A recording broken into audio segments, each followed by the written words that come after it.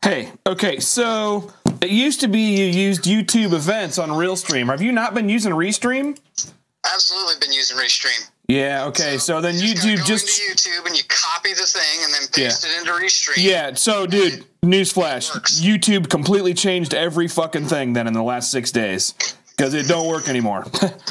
They don't even give you a link to the fucking video. Look and see if I see what it looks like and figure it out. They don't give you a link to the fucking video anymore. And then I put in the URL to the link to the video or whatever to upcoming. They've totally changed their interface. Restream will not accept the URL for either what they give you, which it never did, or you can't fucking go on YouTube to go to the video to get a URL. Find it real quick. Okay. And I'll tell you what it means. I just gotta log in to my home computer from here. Because then I can get to it, because I can log into there. They totally changed the dashboard and everything. I don't know if you've been watching that, but or when they did this. Here, I can go to RealTuners stuff, Restream, and RealTuners stuff, RealTuners Live. Oh, of course it's. Log into that one.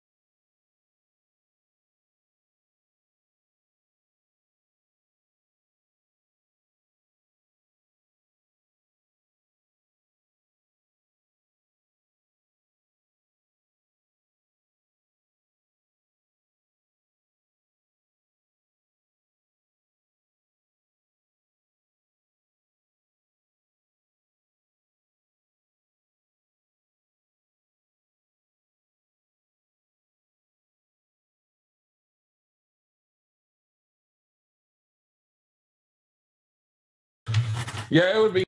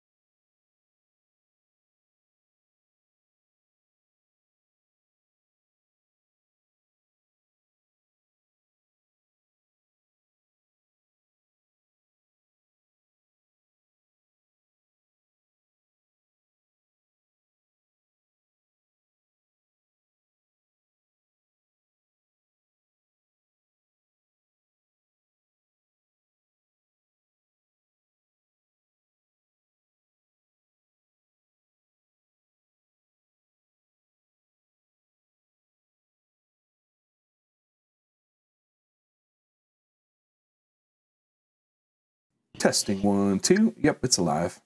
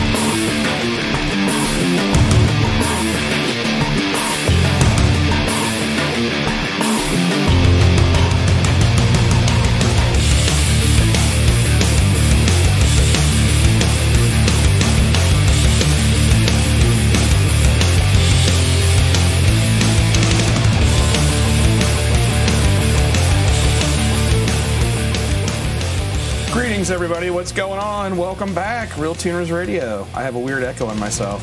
So, the good news is we're not going to make you have to listen to commercials at the beginning tonight because I was not very well prepared with that. We are back to running the show from my studio in my basement, and I'm still working on some of the setup stuff. But anyway, I'll go ahead and bring in my pals here who are chatting offline. Oh, yeah. Just another day in paradise. Hey, guys. Welcome aboard. You're live. Holy crap, it looks like it's working too. If you can't hear us, we're so sorry. All right, cool. Who we got on tonight? So I see Mr. Fowler on here. Yeah, Animal. Anastasia's on here tonight. Anastasia Hitchinski. It's going to be a good chat with her. I got Brian Barnhill. I got Bill Fowler. I got Scott Evans is listening in. I got Mr. Bewley. Thank God, we've got him for entertainment. I'm here. I got somebody on an iPhone who I don't even know who it is. They didn't put their name in. And that's probably me. That's you. That's going to be Animal. Okay, cool. Well, all right.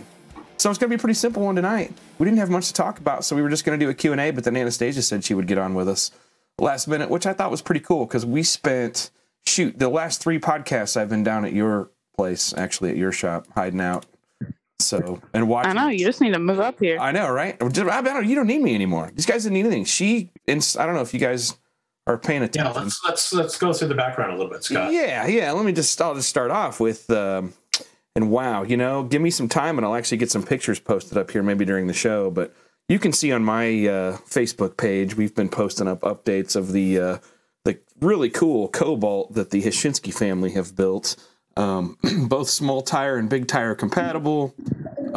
It's I don't know what you'd call it. I mean, it's factory steel, a lot of factory steel roof quarters, and it's got the front shock mounts, all that stuff to meet the rules for the typical 3/4 chassis. 3/4, is that what you're calling it?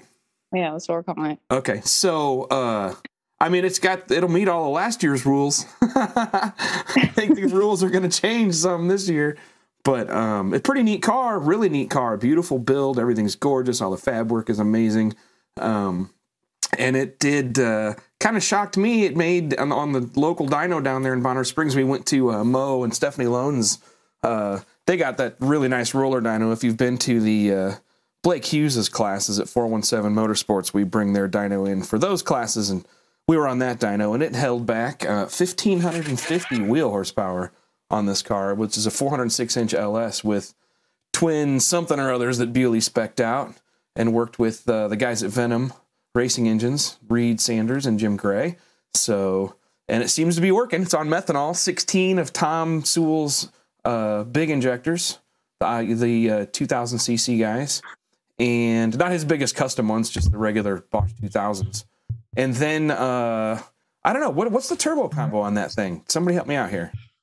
Oh, just a pair of forced inductions, billet 80mm S400s, the big 96mm turbines, and some T4 housings. Nothing special. Oh, 402 cubic inches, Tim just told me.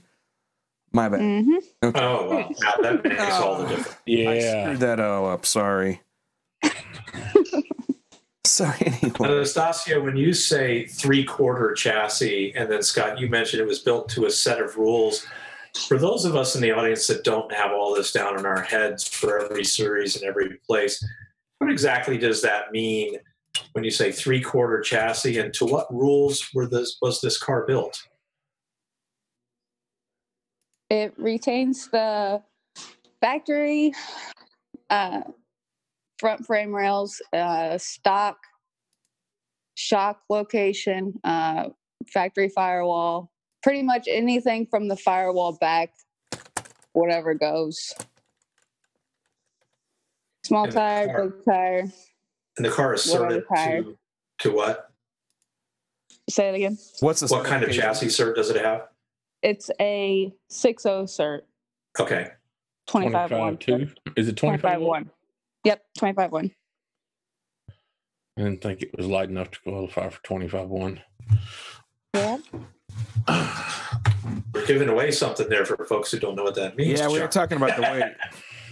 I don't think we're talking about the weight, are we? I thought 25.1 was full tube frame pro stock stuff. I thought 3/4 chassis, 3/4 two frame chassis stuff, back half, 3/4 back half stuff started with a 25.2.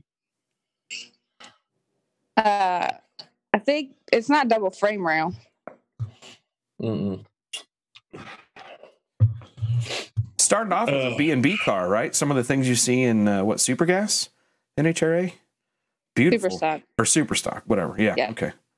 So Yeah, he's got some badass cars. He built the there's a guy down in Alabama that runs what is it, limited 275? Mike Jones. Yeah. Yeah. Or limited LDR, limited drag radial. With the blue one with the white stripes with the twin turbo big block in it. Yep. Yeah, it's got 632 in it. Yeah, it's a twin car to that one. cool. No, it's a neat combo, so go check it out. There's if you follow Anastasia Hashinsky or the Salty Cobalt on Facebook, you can check out a video of the dyno pull. It's pretty bitchin'. Jake got scared it was making so much noise, and he let out at 7,200 RPM. I was sending Bewley minute-by-minute updates, and I'm like, he got scared, but it did make 1,550 at 7,200 RPM, and it power peaked at 7,600 on that combo. It had a big, fat power band from like 5,500 on up. So, and they seem to be pretty open about it. I didn't think anybody was going to be letting any secrets out, but they didn't. They're like, nope, show them what it made. We don't care. So that's why we're talking about it. on them big ass marshmallows too. Oh, that would have been 1,650 on the 315 radial. If we could hook them. I don't know if we can hook them. That the roller is like a 4,000 pound roller that the Loans family have, and it's pretty ridiculous. I think we could have made it work. Maybe, but either way, I mean, I was pretty happy with it, how it turned out. Oh yeah, it's a good place to start. Yeah. So it'll be a good place. It'll be a good place to wear the lace off of Jake's panties. So, his white ones.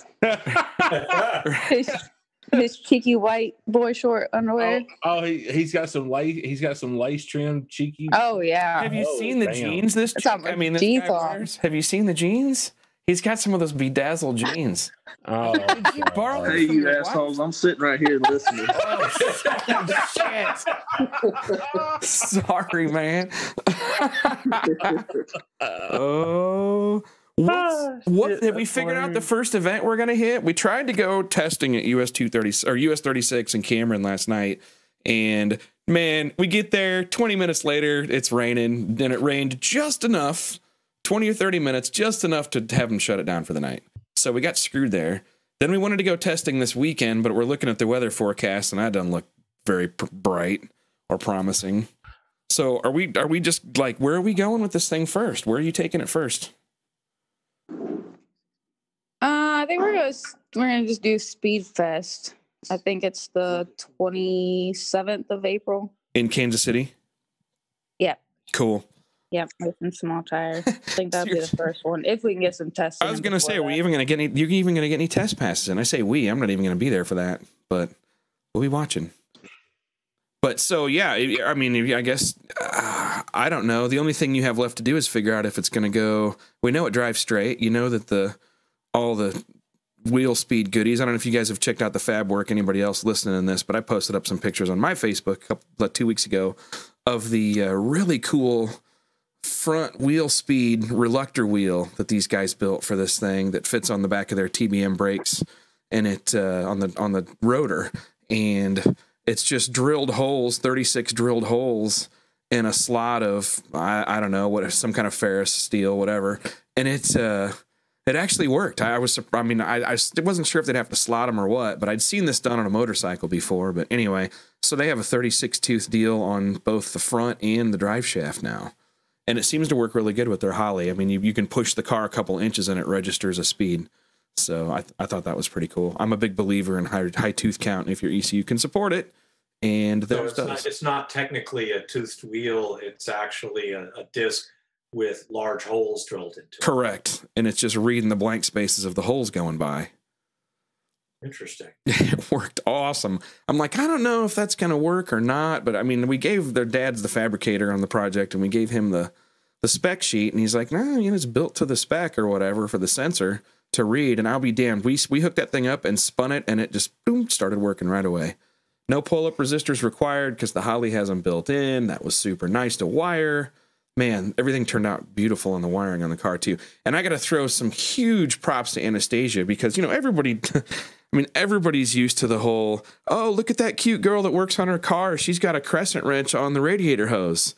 Wow, But Anastasia, since she's the only one that easily fits in the passenger side of the car, she actually pinned, they did a flying lead. They made their own flying lead harness for the Holley, except for the basic stuff, the injectors and the coils. She did make her own injector harness for 16 staged injectors that has 8 sequential and then 4 of them run in grouped pairs. Made her own harness for that. Deutsch connector back into her own harness, back into the firewall or through the firewall. And literally all the auxiliary IO, like 3 other Holley connectors worth, they just bought the connector kit and she literally pinned them all herself. Had a couple of errors when we went to fire it up. She debugged them herself, fixed them. And actually, she's pretty stubborn too. Like if there's a problem, don't hover over her. She'll figure it out.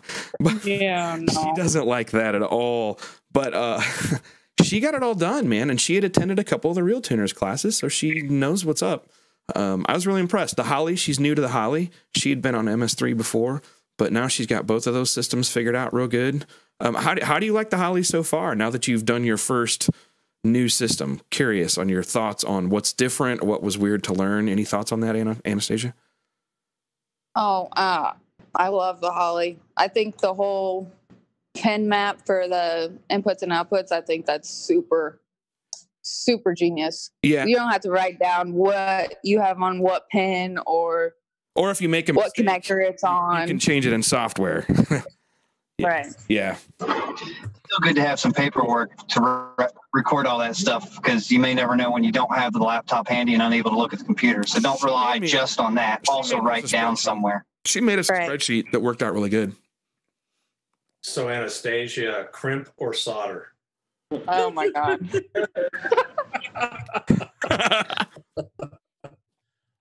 Crimp always. Yep, always crimp. Until you've been on your back on the salt trying to figure out a solder job that some guy swears is fine. Yeah, crimp. So I noticed the Honey Badger is in the house. I wonder if that means Carl Scott will be at that same race where Salty is going to debut. Carl Scott, post up. Are you coming? Oh, we got to get Carl on the phone. I'm going to send him an invite to this, see if he'll call in. Oh, yeah. Carry on. Yeah, he's on Facebook. I'll message it to him. Hold on. Go. You guys keep talking. I'll get him on here. I think Brian Smith is planning on coming up there, too. Oh, the Viking proverb guy. I'm kidding. I've known Brian for like 20 years. He's local to me. But I'm curious to see what that car is going to do its first couple times out. I know either way they're going to figure that out. So 3 or 4 races and that thing's going to be savage. But I'm curious to see how it goes the first couple because shaking down new cars is such a pain in the ass. It's a nice car. Oh, it's beautiful. Yeah, it's a big block, big twin 98s or 94s or what's it got? Some old big huffers on it. I have no idea. Yeah, it should make like 3,000 horsepower or something stupid. But anywho, so I'm looking at a post that Tim put up, 4130 chromoly. Presumably that's a reference to what the wheel sensor disc is made out of. Got it. We can. That's interesting. That's who you need to get on. Yours, Dad. Hey, well, where is he at? You guys are not at the shop right now tonight. You guys are taking a break. Yeah. He's at home. Right. We just got our fire system in, so I don't know if he's putting that in or if he's inside. Oh, cool. So we had a great show on safety and fire systems with Joe Timney recently. What fire system did you all go with? It is the Safecraft safety equipment. I think it's a 10-pound bottle. Yeah, Safecraft 13-pound system. Ah, cool.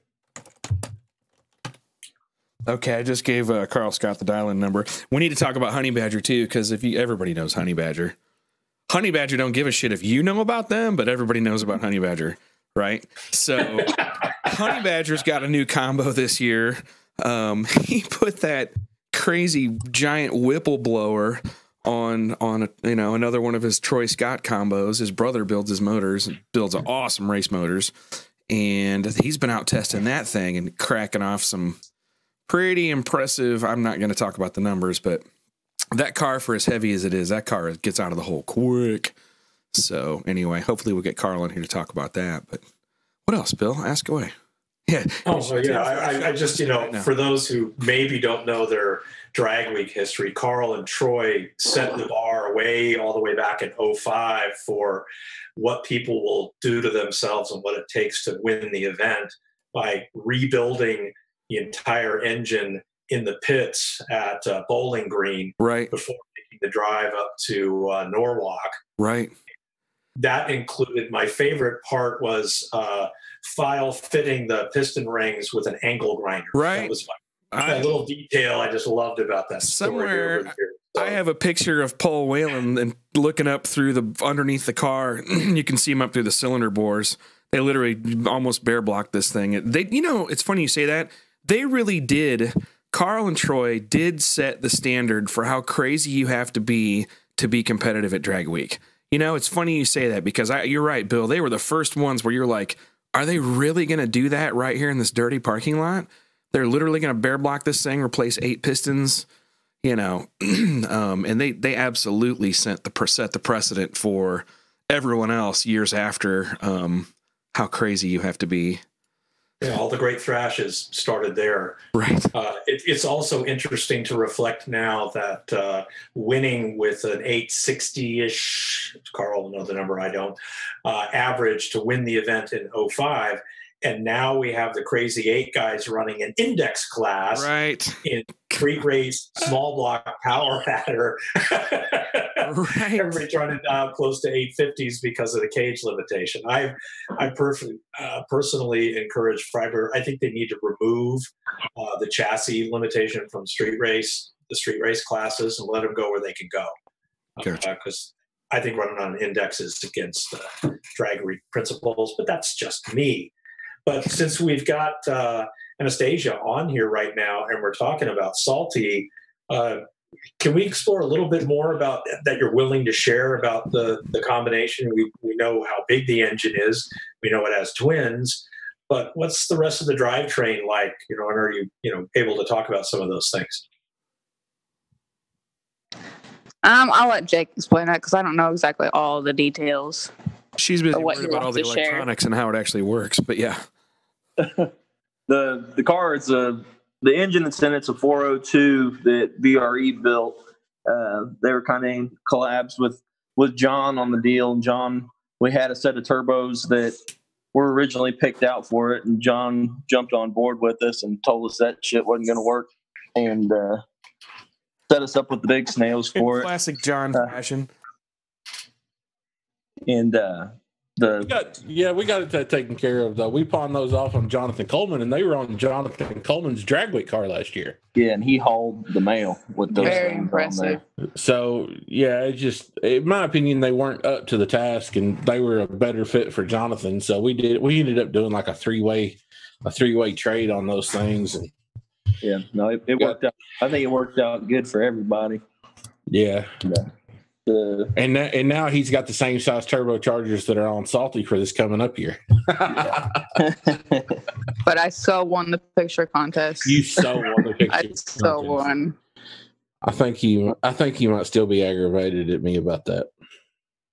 But now a little bit more about the car. It's got a 2-speed glide that was built by Kendall Goen here in Kansas City. That We kept the transmission out of the Firebird, and it seems to.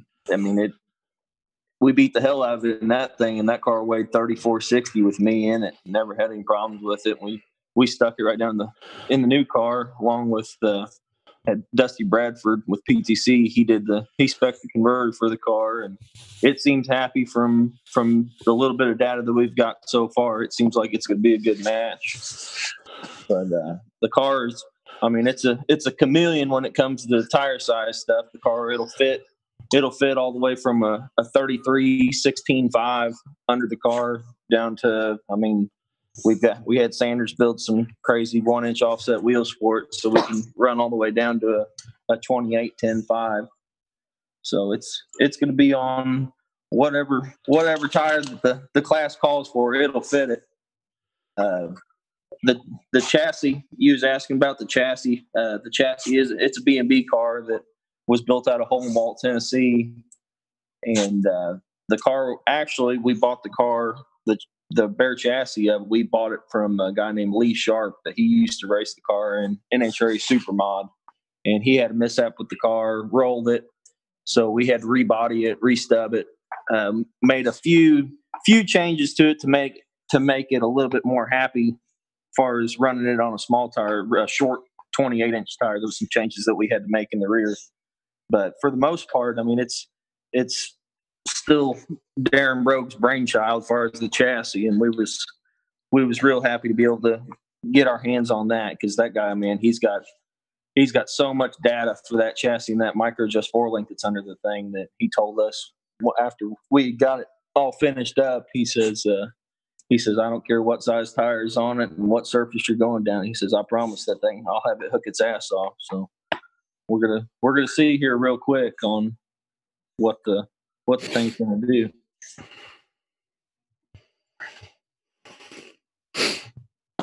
Hopefully, if we get some decent weather.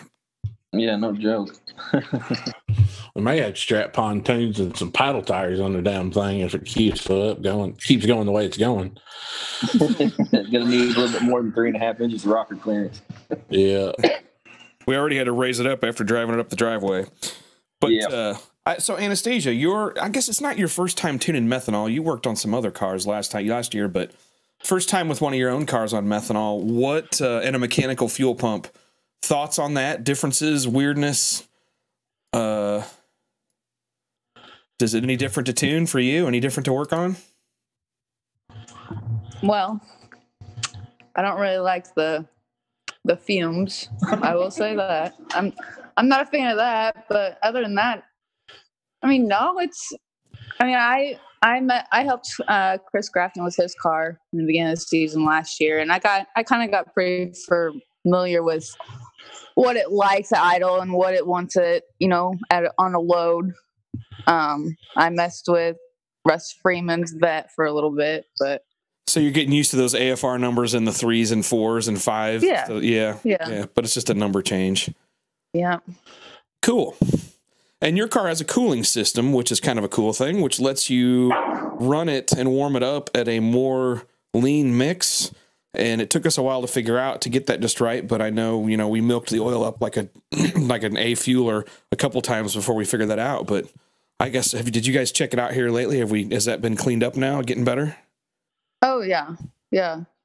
Cool. It's a lot better. I think once they got some heat in it, rings sealed up, I think it's a lot happy. Got happier. Good. Very cool.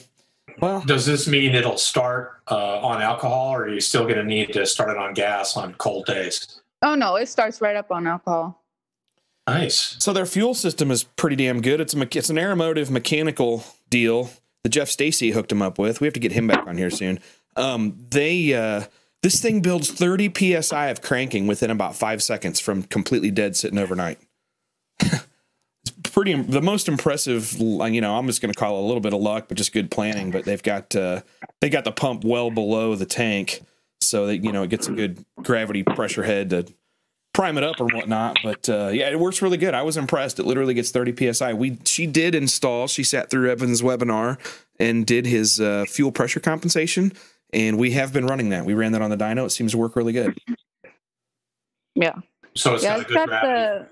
It's got the Aeromotive 21 gallon a minute pump on it, which I mean it takes a couple seconds. If it's been sitting and it don't have any fuel in the rails or anything, it takes about 15 seconds for it to get fuel up to it. But other than that, once it's warmed up, it starts right up, no problems. It looks like we got Carl Scott logged in here. Carl, if you might have to unmute yourself, but if you might have a mute button, but can you hear us?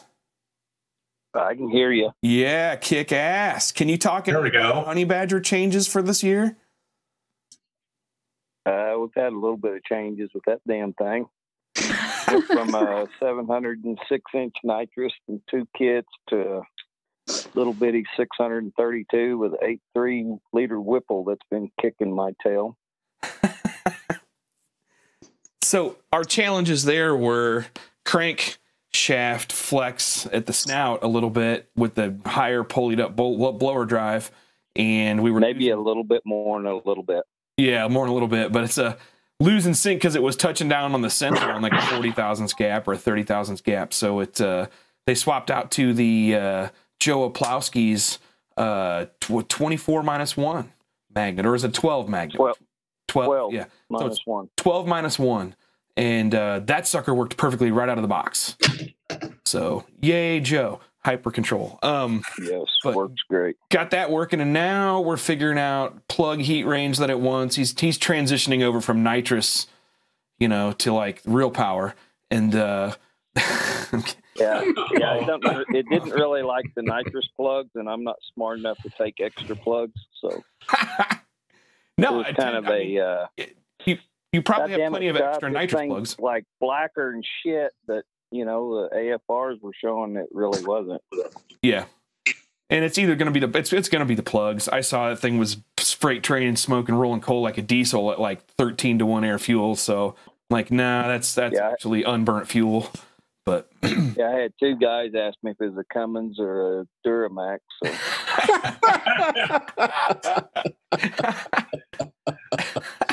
Carl, what kind of fuel are you running? Are you on race gas? Or are you on alcohol or what? I run race gas. I can't run that alcohol like you pro mods, I got shit.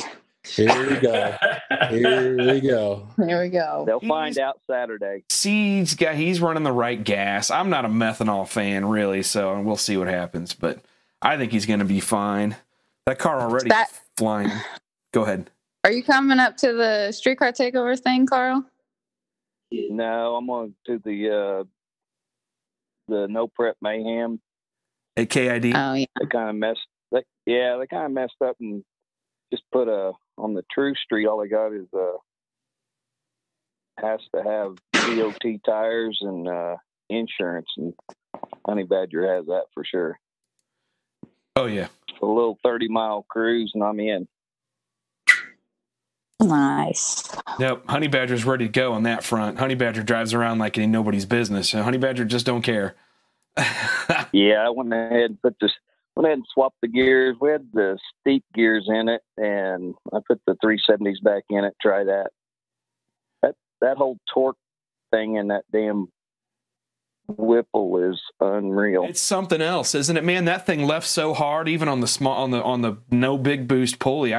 I was impressed, but man, that thing, that Whipple blower, that's a cutting edge design too. That's not the old school injectors above the blower thing. It's set up with injectors down low.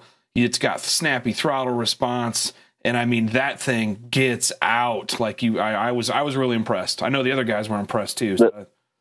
The first pass we made on it at Ark City, Kansas, man. I mean, we had it set up for leaving with 2 kits on the 706 or kit and 3/4, and it handled it. And that first pass, that thing torqued up so bad it was driving me to the wall. It is unreal. Yeah, I was like, holy shit. Yeah. Now I was glad to see that thing leaving hard. Everybody was kind of like, wow, that thing's going to work good. We won't talk about the times it was laying down, but man, that thing gets out of the hole, especially for its weight. So I was impressed. Hey, I think I can run in that 7.0 class in the 8th now. Yeah.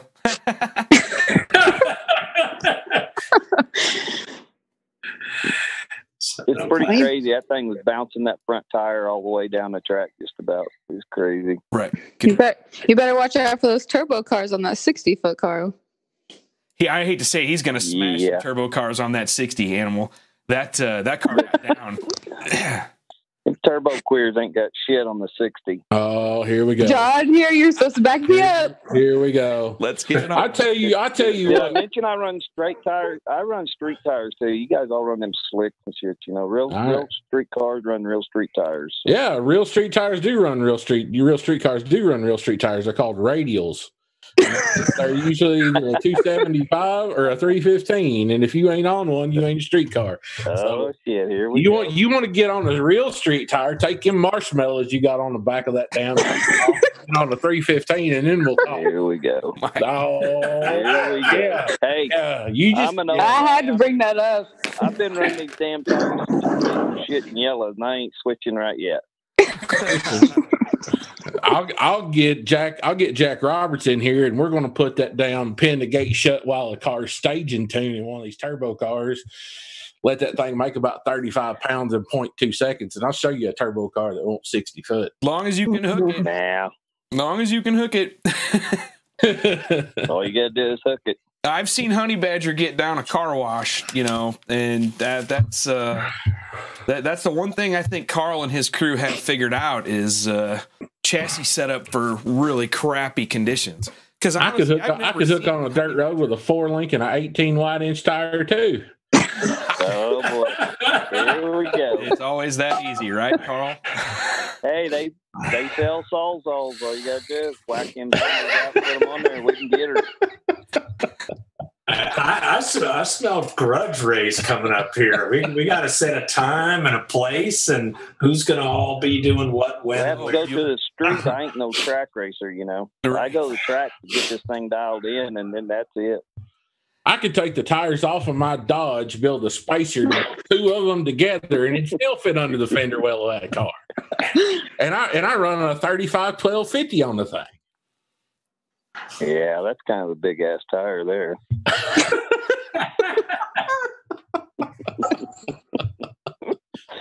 All right. So, sorry, Carl. Anyway, I love you. We all love Carl. I know. Love working on that car. Anyway, but I got to get Scott down here to do some of them classes too, because my old ass the other day, my crew was gone. It was just me. I was panicking. Man, I finally got the computer turned on. He took over the wheel there. No, get her on the internet, man. We're good to go. You did fine. Carl recently also made the switch to EFI and Holly, and he's surrounded by the Davis brothers or whatever. And I mean, those guys are real good. And Stewie, Chris Stewart. I mean, they all know what they're doing. You got a good crew there, man. That car was set up real good from the get go. We didn't spend a lot of time debugging. So far. We'll get it figured out. Oh yeah. But anywho, so cool. I don't know. Anybody else got questions? You guys want to take some? Anybody got questions for either the Honey Badger or the Salty Cobalt crew while we got them here? Let's see if I don't know if you guys are watching the Facebook messages. I'm watching Facebook, but I can't get Mixler to work tonight. Yeah, I've got Facebook and YouTube open, but I don't have Mixler open. I got Mixler going. Yep. Okay. Hey, we got Jonathan Coleman's on Mixler. Man, somebody send him an invite. We need to get him on here to talk a little bit of smack. He'll start shitting on everybody, because then he'll start talking about cup holders and air conditioning, right? And how you. All right. All right. So we got a couple of people on here who've been a lot of places and done a lot of things and all of that. Is no prep still, on the coming up, getting bigger and bigger, or is no prep already seen its best days? Oh, I think it's huge. You look at I always tell Scott, Kara Gendrich, I think is her last name. Yep. She's got a schedule of all the races this season, and I don't think there's a single weekend where there isn't a race somewhere or two. They're almost overlapping each other. Yeah, I mean, believe it or not, we've got a no prep here in Phoenix this weekend. So, it's all over the place. So, it's another opportunity to do something a little bit different. Might involve a tire change away from that radial, John. But so Carl, you share that opinion? What's that? No prep still coming on strong. Yeah, I think it's still, it's still coming on real strong around here too. It's I kind of like it. I mean, I've been a street racer since way back. And the difference between now getting caught and back then was they'd slap you on the wrist, and now around here these guys are pretty tough on us. So as long as we do it on a track, what I really like is if they scrape the track, but they don't do that very often. But it'd be great to do a scrape track, water only burnout, leave the glue at home. And there's a few of them that do that, but we can get down either way. Honey Badger, what do y'all think about the idea of posting ETs instead of keeping the clocks dark? About doing what? I'm sorry. The traditional no preps and a lot of the other stuff that's been run at a track, but run like it's street, clocks off, no time, all that sort of stuff, which leaves a lot of people looking at, trying to kind of figure out, well, they look fast. Are they fast? What's fast? Some races and places are now beginning to go ahead and have the clocks run, if nothing else, because sometimes the timing gear is still on and things leak out. What do you guys think? Should it still stay, whoever gets to the finish line first, or, would it be good for fans to see how fast the cars actually go? I'm not a huge fan of showing times. I think that's all part of the poker game of it. I mean, why tell them if you could just keep them wondering how you can get the car down the track like that first? I mean, it's pretty easy to visualize the win, so I don't know if having the ETs is that important. My own opinion, yeah, I don't know. I'm neutral on that one, on times. It depends on what I'm watching. If it's at the NHRA track or whatever, prep track stuff, your typical race, I want to see ETs, but I don't mind not seeing ETs when they're both heads up and I can see who won. Yeah, the ETs, showing ETs on a prep track, or I have no problem with that. But on no prep, I mean that's kind of hard for me to want them to do that, because then, like Anastasia said, then everybody kind of knows what to throw at their car. You know what I mean? Right. Yeah, I agree with Carl. I think the no prep, I think it's more of a tuners challenge than radial racing. Jake's asked me before, if we could ever go out and do X275 or no prep, what I would rather do. I think I'd still pick no prep over, radial racing, only because I think there's more of a challenge. We got to get on here. I'm going to see if Danny Davis wants to join in. Yeah, one of the things that, I think you can judge these things by is how many people are in the stands. Track owners that I know that I talk to, they're booking no prep stuff, and they're getting what they want, which is people coming through the turnstiles, getting in the stands. A lot of tracks are doing a little better now about having something other than a $16 hamburger or whatever, so make it a little more fan friendly that way.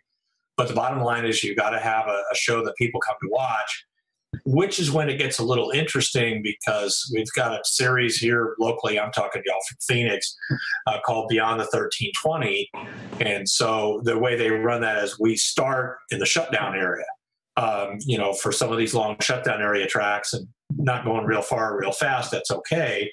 But there's not a lot of way to position much in the way of spectators for something like that. So you go back to what Carl said about actually scraping the track and being willing to do that. This part of the world, Jim Hughes has shown a willingness to do that and set it up so that you can actually have people sit where they conventionally sit, enjoy a great show. and not have to go stand around somewhere in the sticks with the lizards and the scorpions. That's a local problem. But that's got to be part of that too. So it's interesting to hear both of you guys, as respected as you are, talk about it that way. Yeah, Thunder Valley did that. They scraped it clear down and actually bead blasted it, and they had to conquer the concrete. And I mean, it was, man, that's to me is basically street racing, and I had street tires on and a little 700-inch big block with a couple kits and made it to the finals with Birdman. And man, that was something else for me to do, to make it that far and knock out a few of the big name guys, And that was awesome. A lot of head games by the way. In that, you like my first bash, I mean, there's a lot of head games in it. You kind of throw a few tricks out there, point your nitrous at them, blast them, not even use it out of the hole. Man, it's just, God, that was one of my funnest. And James is a cool dude, he actually came over and gave me my money back and the entry, and I about fell over when he did that. He's a cool guy. So maybe the plan is replumb things. So instead of it being the purge, you actually just have a nitrogen bottle there and run the purge over at them that way. That might affect their. No, I'm just kidding. I didn't say that out loud. Actually, we may be doing a little bit of nitrous on this blower, because I had a 67 vet back in the day that had a 572 with a BDS on it. And we sprayed 300 in that thing, and God dang it, like that. So we're kicking that around yet. Chemical intercooling. And I love that we live in a day when we talk about little 700-inch motors. Yeah, no shit. I heard that. It actually is compared to a lot of them right now. And that's an old school 700-inch too. I mean, that was the still conventional block, but it had 700-inch rods. So shit, you really had to watch how much you threw at it at one time, because of the dwell, so you don't get a piston. So. Yeah, that's getting into the more interesting part of the tune. And I'm assuming everybody on this listening to the podcast tonight understands that as your rod lengths to stroke ratios begin to get into those lower numbers, you've got this peculiarity where the dwell time increases, and then all of a sudden the piston gets yanked away in a hurry. So everything in the motor has to be built for that. And I apologize. I got dogs in the background here telling me that it's time to get up and do something. So I apologize for the background noise. So you guys are both planning to do that kind of mix of events with cars and chassis and all that. Anastasia, you talked about setting up the car so you can run small tire and big tire. Are you able to talk a little bit about, what's involved with making that kind of a change? And when you say small tire and big tire, what are you actually talking about typically running?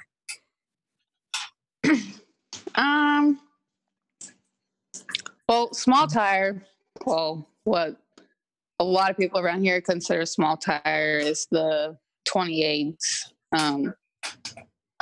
29s are probably what we're going to have on it most of the time. But as far as... I have a big tire. Oh, you hush, Carl. And then the big tire would be, 33? Whatever Carl's got on his car. Yeah, whatever Carl's got. I got the small 33 tall. The baby 33 18W.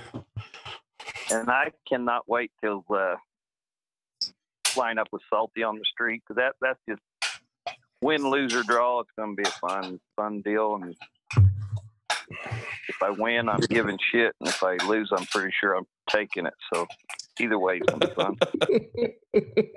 And I did say if. Jake would be able to tell you more about as far as suspension changes that need to be done. Do we know yet? As far as I got to tighten up my cow track. That's all I got to do. Put a new snubber on the slapper bar. Yep.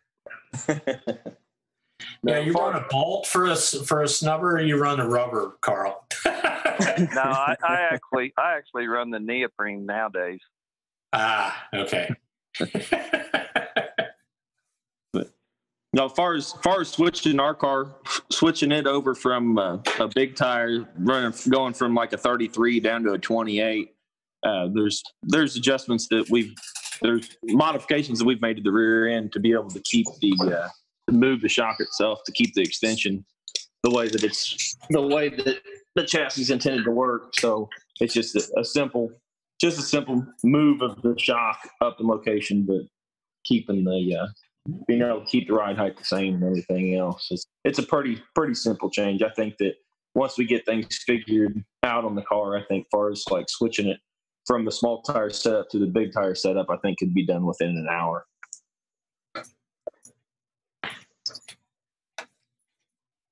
And I think that is just badass. I'd love to try that if I ever get this thing figured out, but that's a whole new ball game there too. What are you talking about? You got a small tire car. Yeah, where's the Miner at? Why are we talking about the Miner? That thing's slow as shit right yet. We got to get that figured out. You seriously think that thing is slow right now? Or is that just bullshit? I think it's really slow at the track right now. Yeah. On the street, that thing works so much better on the street than it does the track, because the dead hook's on the track, and it's crazy. But we'll get it figured out. Just kind of hard to do 2 new cars, you know what I mean? Carl, unbelievably, some of the people on our call tonight may or may not be familiar exactly with what we talk about, because we're all saying, well, the Honey Badger and such and such. Do you mind describing just a little bit about what these 2 cars are? We had Anastasia got to talk a little bit more about Salty and what it is and all of that. Would you mind telling us a little bit about those 2 rides you've been talking about? No, not at all. The Honey Badger it is a full tube chassis car. It's a 6.0 cert. But when I bought the car, I actually had the drag week car that I crashed. I won the first drag week, crashed it right before the second drag week. I had a appointment with Don Dial to get a new body put on that chassis. And in the meantime, I found this car, and I actually got it cheaper, and I could probably do all the stuff I was going to have to redo to that one. But it's a 6.0 cert chassis. It's got a 9-inch and this short 3-inch struts in the front. And about the only thing I haven't changed on that car since I bought it is the wheels. And I mean, everybody's like, oh, it's a pro mod. It's a pro mod. Well, it's probably the furthest thing from a pro mod that you can get. It's all steel except for the hood and the deck lid. Got all real windows, real bumpers. I mean, it's a heavy car. And we live in Northwest Oklahoma. The closest track to us now that Arch City is opened is 3.5 hours.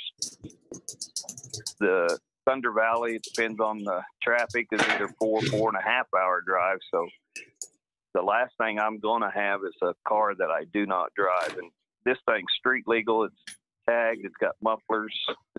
You can't really tell it with the blower motor now, but I mean, we drive the car. So, and then I had another little a 60 Morse miner that I bought to just do burnouts in, basically, and I couldn't leave a lawnmower alone. So before it was over with, that thing ran, the best it had ran was a 528 at 141 mile an hour in the 8.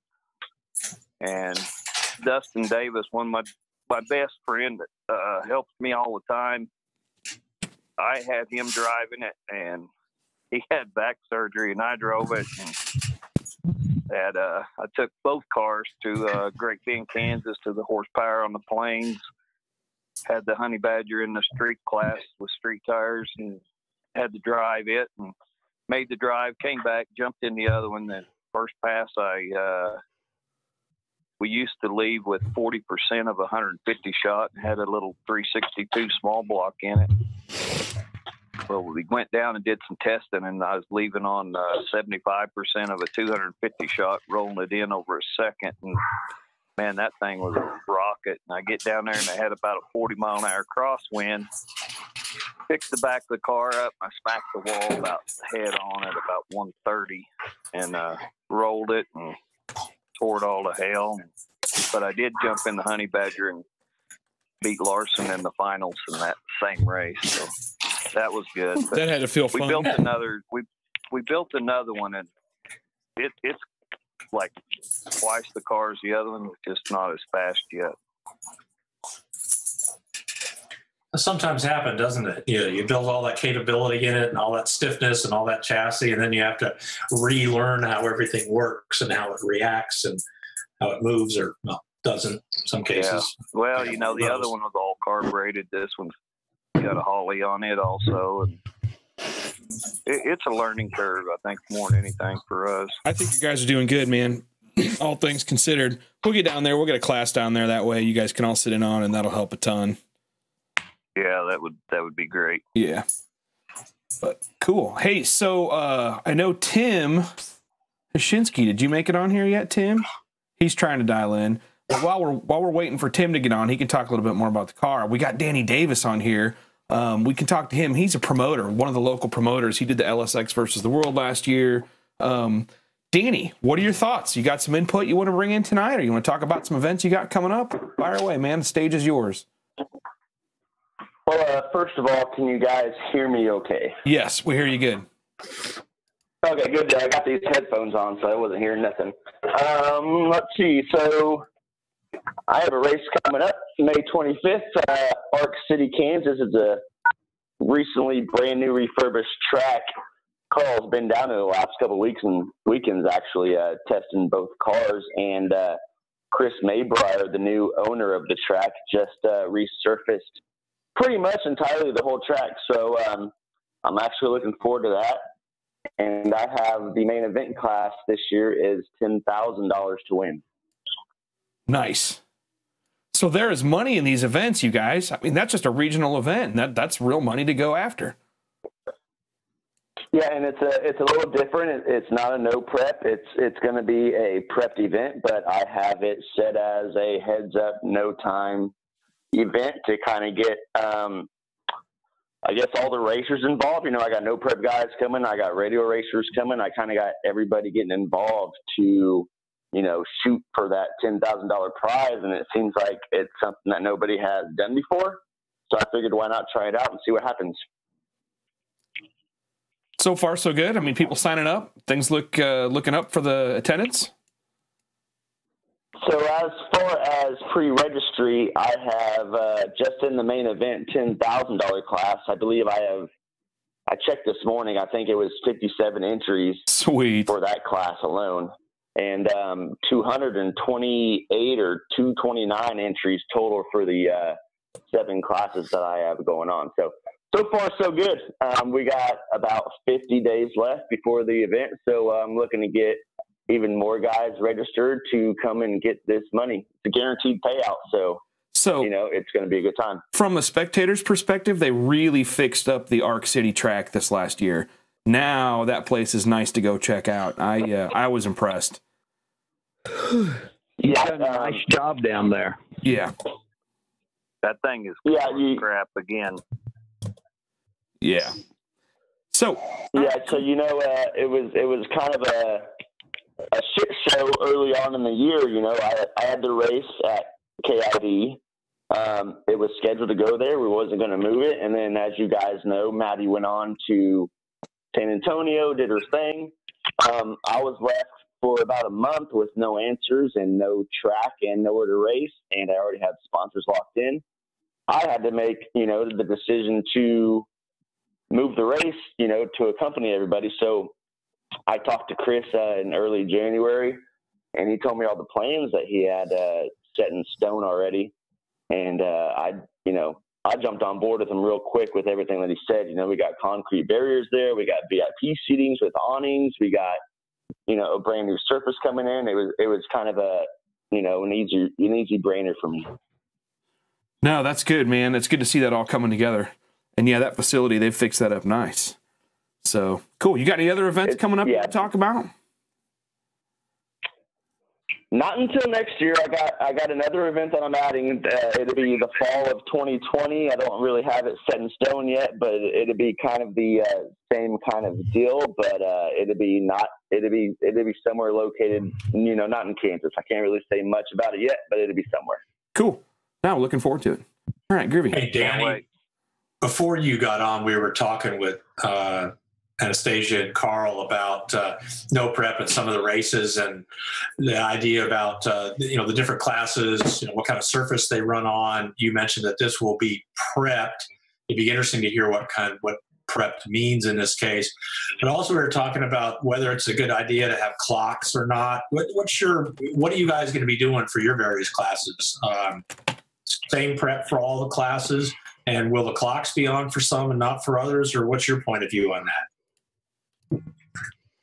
So I wanted to be different, like Anastasia said earlier, you go and look at the schedule and there are literally no preps every weekend all across the country. And I wanted to do something different. So I decided to do a prepped event on this. I have a sponsor coming in that is doing the prepping for me. And it is actually going to be a no times heads up prep event, which is not really something that you see going on around here. So I wanted to try that out and see how it went. So besides the daily driver class that we have going on, that's the only ET class. Everything else is going to be a heads up, no time, hope you got enough. So it seems like it's working well. Like a lot of people are interested in it. A lot of racers are really excited about it. A lot of fans are excited. I just wanted to try something new and see how it works. So, like I said, 50 days away, so I guess we'll find out. Very cool. Yeah, that's awesome. Thank you. Yeah, tell them about the fast class that you get to drive in, Danny. What's that now? The fast, he's having a DOT. Basically, about the only rule is the DOTs and street legal. So I'm taking 2 cars to that one because I have a small tire car that will fit in one, and then I'm taking the other one that basically go up there and just have fun with. Well, technically you can bring the minor down and fit in 2 classes if you wanted to.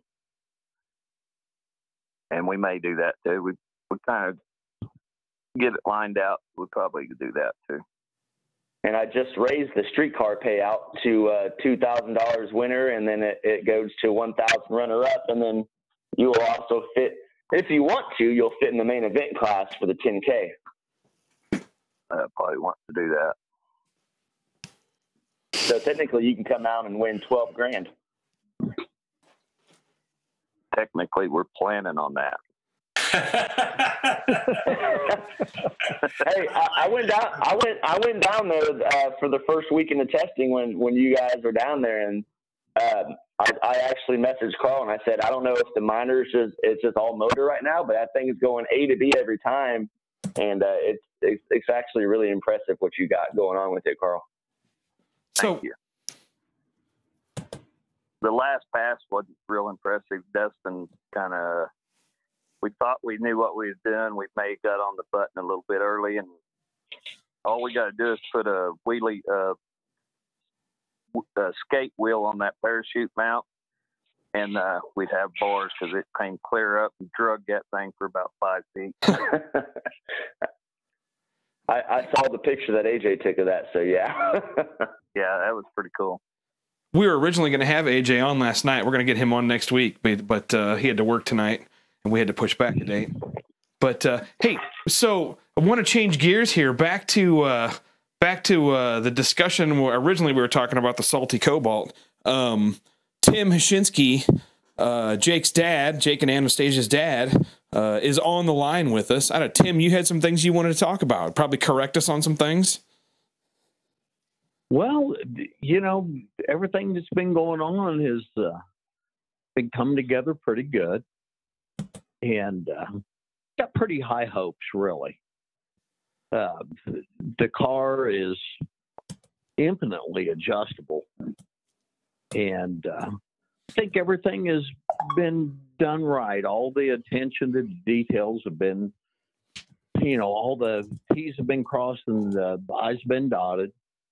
And, me being kind of a chassis guy, I'm really looking forward to getting my hands on this thing and turning the screws on it. And Darren Bro to B&B, I've known Darren for quite a while. And Darren has really been big on this deal.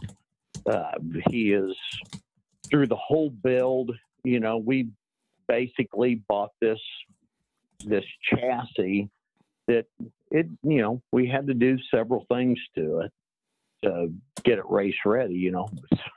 Basically, I could show you a picture of what we've got from him, but what we got from him is really top notch.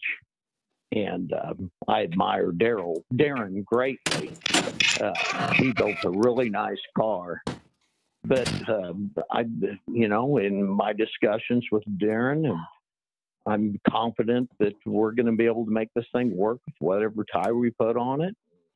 And with the power that we're making, I think you talked about the adjustability on this car. I mean, you guys didn't really have a lot of options on the last car.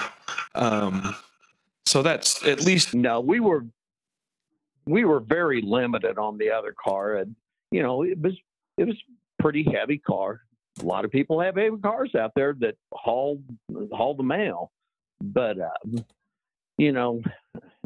we all know what power to weight ratio is, and this car's a little bit lighter, and we're making good steam, and with the adjustability of this car, I'm thinking we ought to be able to go down the track good.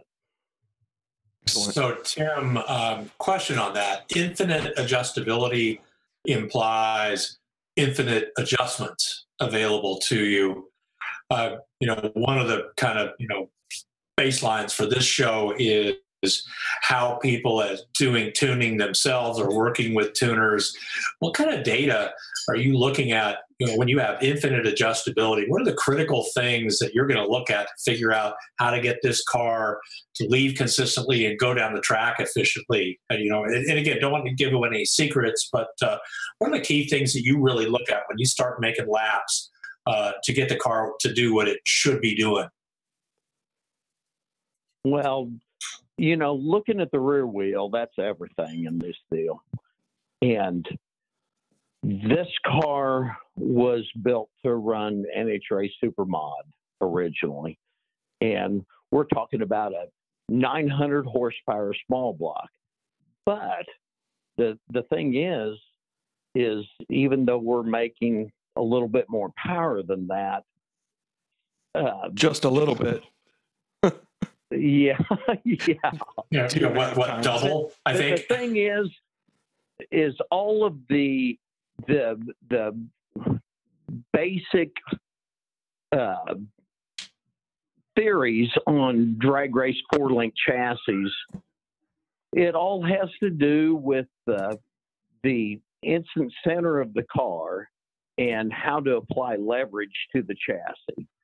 And a 4-link suspension is a mechanical device that when you project that instant center at a certain height off of the ground and forward in the car, you can control the amount of leverage that 4-link suspension is applying to the car itself. And in this deal here, I am going to tell you, it is going to be a learning curve for us because we're to a point now with the Firebird, we would try to achieve a dead hook with that car. This car here, if you dead hook it, you're going to tear this car apart. You're going to shake this car. So it is going to be a challenge to apply power in a manner that just slips the tire a little bit and not go into a full-blown burnout when the car leaves. But with with the adjustments that we have, we've got good shocks, we've got good struts, and we do have a 4-link on this car that Darren designed himself that is adjustable in 1/16 of an inch increments. And so that means that we will be able to put the instant center in this car exactly where we want to make the car pitch rotate and control that slippage of the rear tire. And like I said, it's going to be a learning curve for us, but with the adjustments that we have available on this car, I'm very hopeful what we're going to be able to achieve with it. If you're willing to, we're happy to have you share, what the struts are, what the shocks are. We don't need secrets about special valving or anything like that. But at the end of the day, people on, listening to us want to know what, folks that are doing stuff really well are using on their cars, and they can make that decision whether to duplicate that. But, share that if you want to. Yeah, all that adjustability sounds great. So you're planning small tire, big tire. You're going to be running some kind of a slick as opposed to a radial. Then is that correct? Yes. I don't know that on a radial. I know that we could make the car work on a radial, but I don't think we have enough dollars in our pocket to compete in like X275 or something like that. The no prep game, I'm going to say that's more of our target. To answer your question on what's on all 4 corners of this car, it's got Xantha struts and Xantha double adjustable rear shocks on it. And,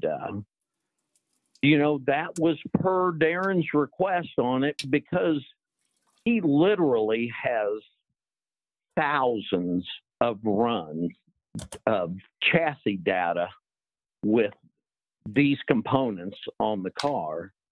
And he feels that he's going to be very helpful on us on applying the amount of power that we are making with this thing. And I'm confident that he's going. I know Darren good enough. He's a swell guy. He's a sweetheart of a guy. And I really do believe that, and he's on board too. He's really on board because, see, the thing is, Darren has had quite a bit of involvement with several small tire cars, radial cars too. He's had some very, very fast radial cars. Well, but he's pretty confident that he's going to be able to get us with, just be able to provide us with some advice to get this thing to where it hooks good on whatever tire we chose that we choose to put on it. Actually, kind of my plan. Now, I am a big show racer. I raced super gas for many years, and providing this car runs a decent number and everything, I'm hoping to race it, do a little bit of top sportsman racing with it myself. Jacob he's going to do all the no prep small tire stuff, and I'm hoping to make a few laps in it in top sportsman. I think it'd be kind of fun pulling down into the lanes next to all the carbon fiber 18 Camaros. Let them see your brake lights.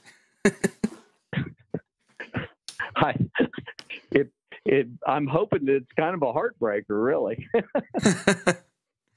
Hey, we have a question from one of the listeners. If you want to answer this, he says, "Hey, Tim, being you have never run this combination before, what instant center length and what percentage anti-squat are you going to start testing at?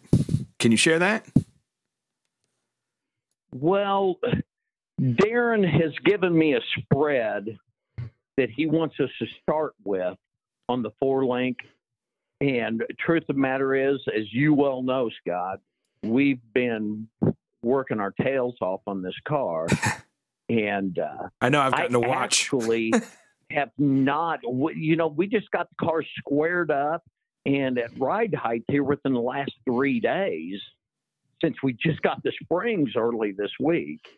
And he basically gave me a spread on the front of the 4-link, flat bottom bar, and gave me some shock adjustment numbers for the way these shocks are set up for this car.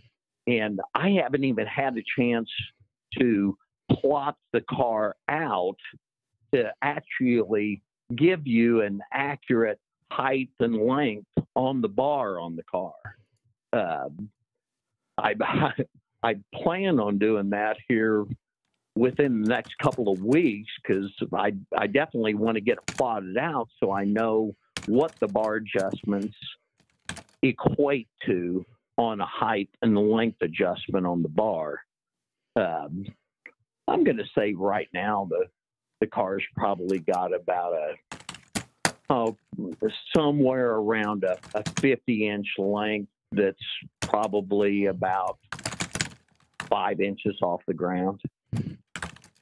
So, that's, and that is kind of shooting from the hip. I'm sitting out here in the shop right now, looking through the door of my office, and I'm looking at the 4-link on it, and I'm just kind of making a guess on it, but probably somewhere right around there, 47, 51-inch length. And I do know that it's probably about 4.5 inches off the ground. Gotcha. Cool. Yeah, that length is kind of telling. It says something about how much power you think the vehicle. Well, we know. Sorry, but we know how much power it makes.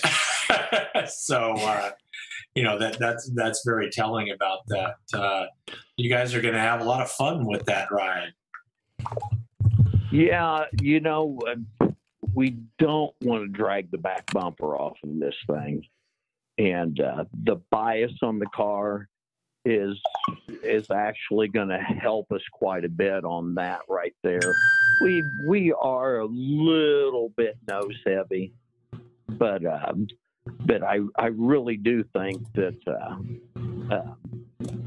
the kind of racing that we're going to be doing, I really think, and the kind of power that we're making, I really do kind of think that's going to work to our advantage. Oh, that makes sense. So there's been a little discussion here when everybody first got on, talking about getting a little bit of testing in. Obviously, testing is going to be a big deal for a new combination.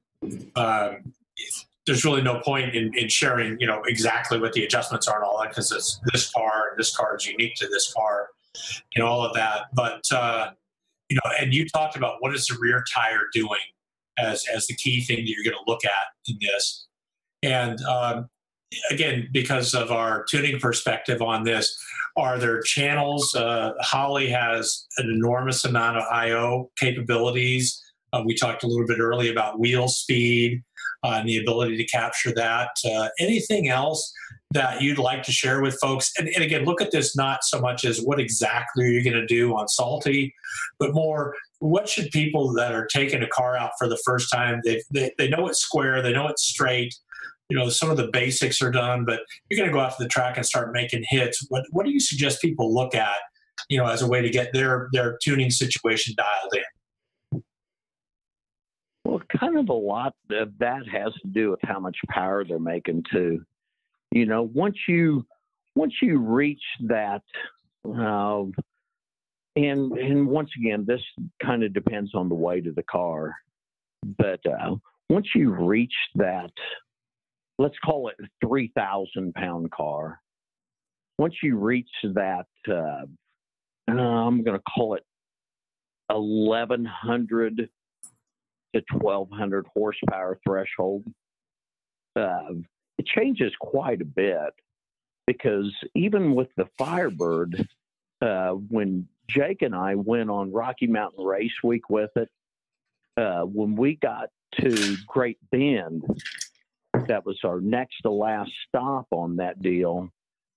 The Firebird, I'm wanting to say it, and now once again, this is numbers from a dyno that really is, we'll call it ballpark, but you know, it was making about, let's call it 1,200 horsepower. It was a really hot day. That car squared the tires off like it was a pro mod car. And we tried throwing more power at it to get it to slip the tire a little bit.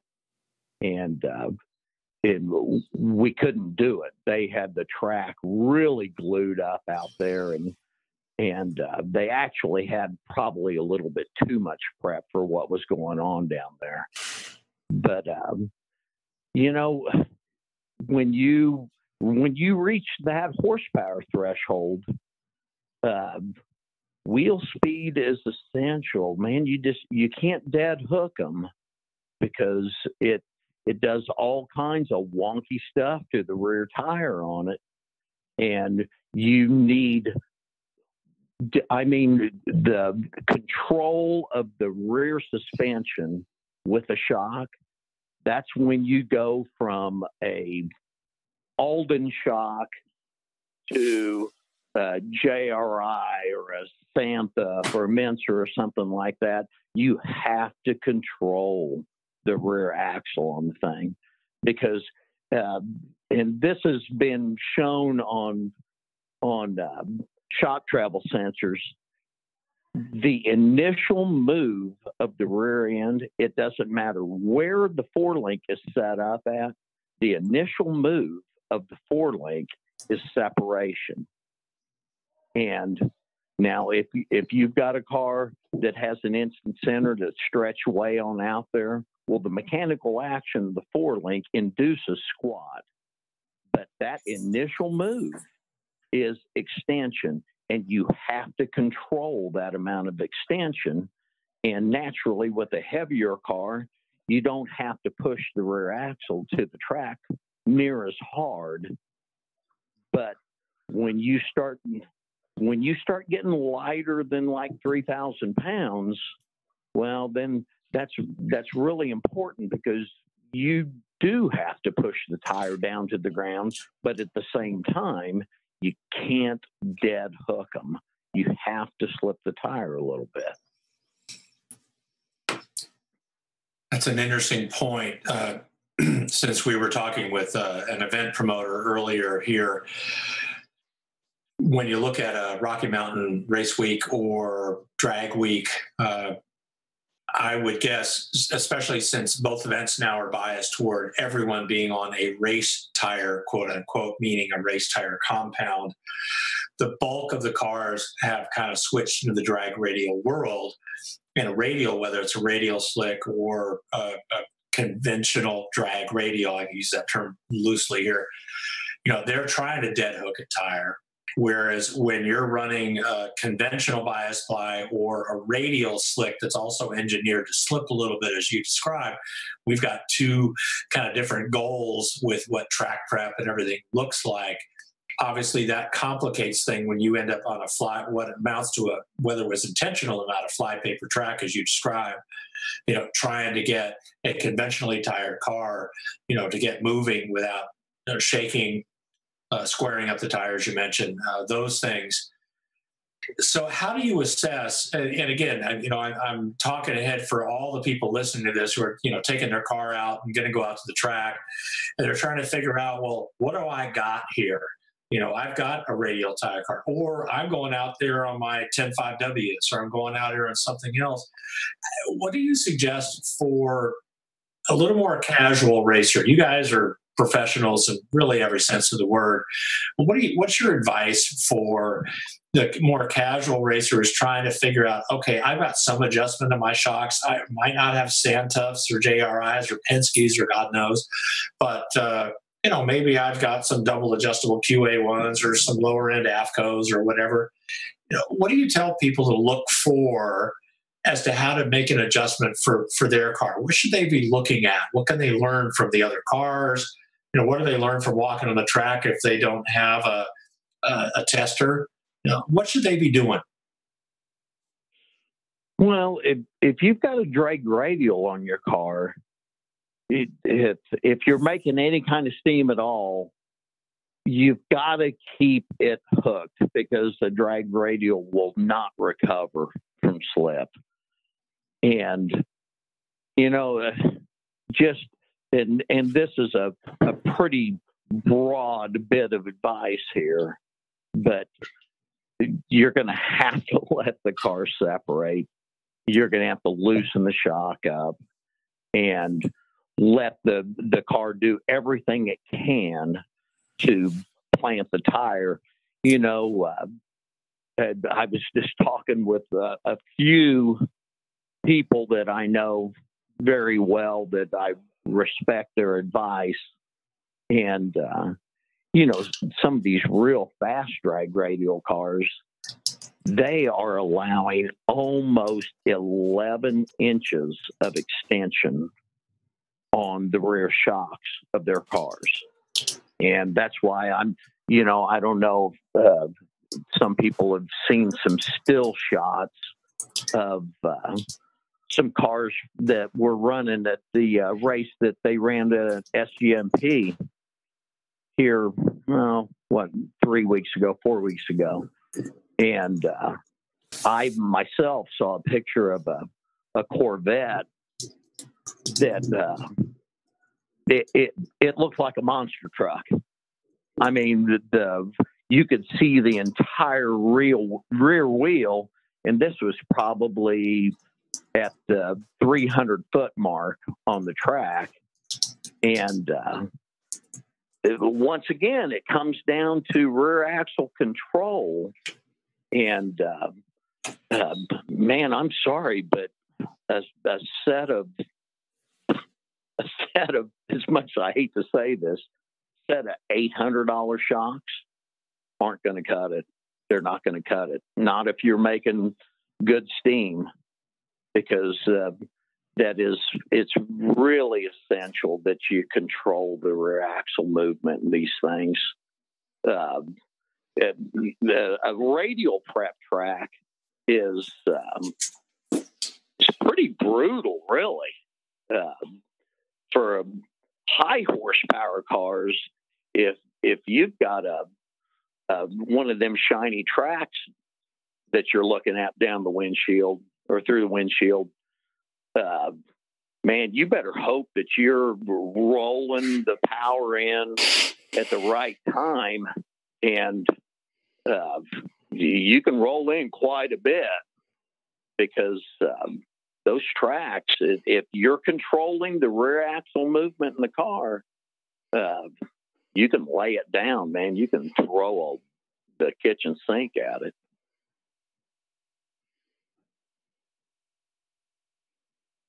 Really appreciate that. We're going to be wrapping up here at the bottom of the hour. So a couple of people had some questions.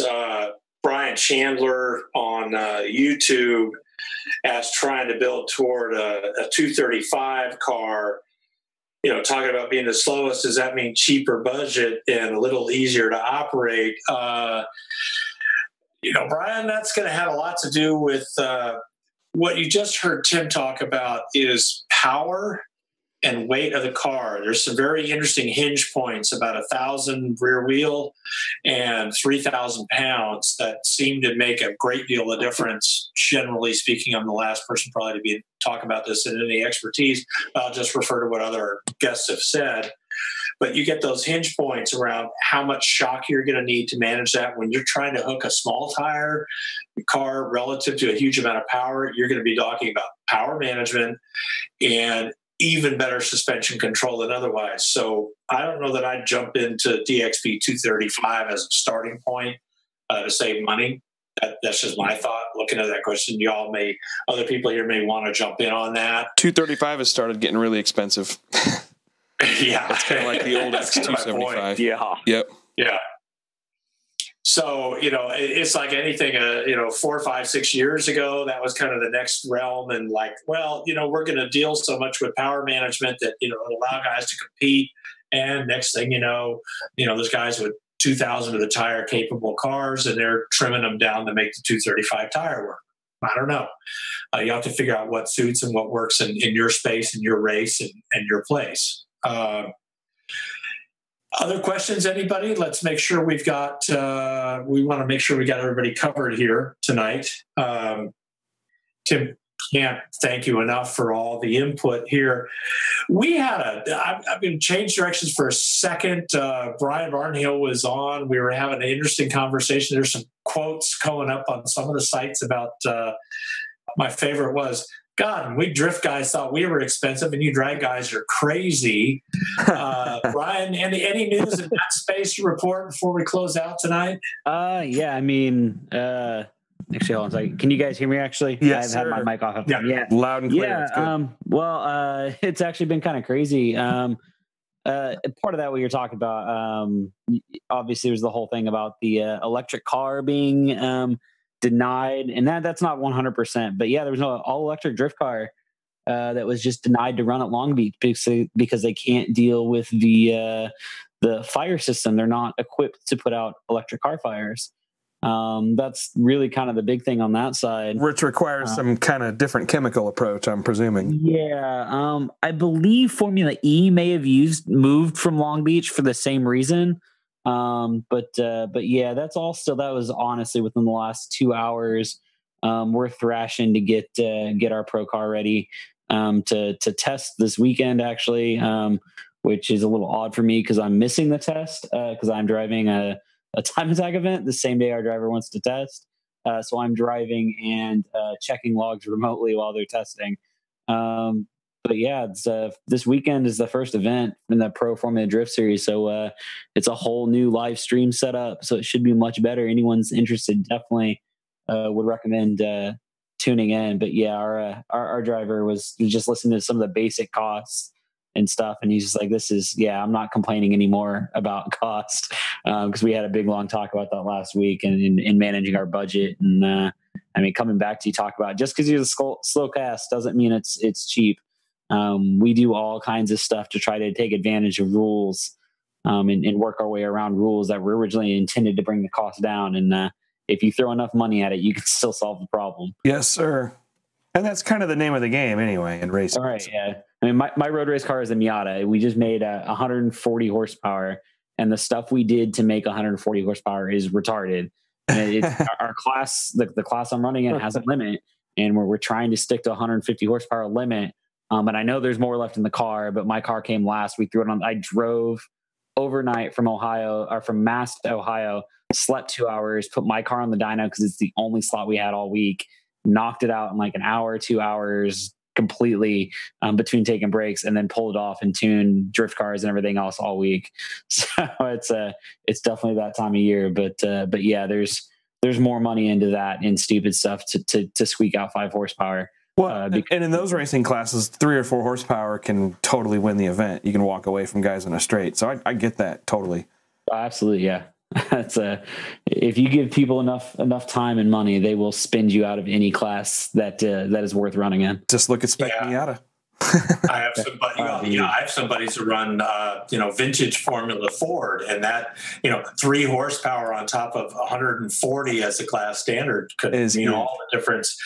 Chris Delgado posts on Facebook, "Wee!" and then he says, the front is equally as important as the rear, and it's all expensive. And yeah, it certainly can be. That's why, guys, you got to pick your places, pick your track, pick your events, and work a combination, be helpful to the people and respect, and they'll share with you, and you can build a program. And yeah, that last bit is huge. Yeah. So many people miss that. We just we got invited on another podcast. The driver and I sat down. I posted a few links to the first part of that, and that was our big thing. Is like, look, guys, like don't put that ego aside. Don't be that guy. If you help out, there's the amount you get is so much more than if you're that guy that shows up and just wants to be the hot shot. Oh, are you kidding? That's so true. That's why I volunteer so much on cars, like with Jake and Anastasia and Tim and those guys. That's the what I get to learn is 3 or 4 times what I'm sharing. Make lots of friends. You're right, Chris Delgado, for sure.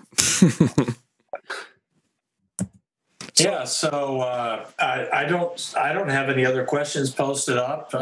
It's been very cool. I can't thank all of our guests enough for coming in and sharing what they've done about, Carl, Scott, and Anastasia, Jim, and Jake, Dan, everybody for getting on here tonight. We really appreciate that.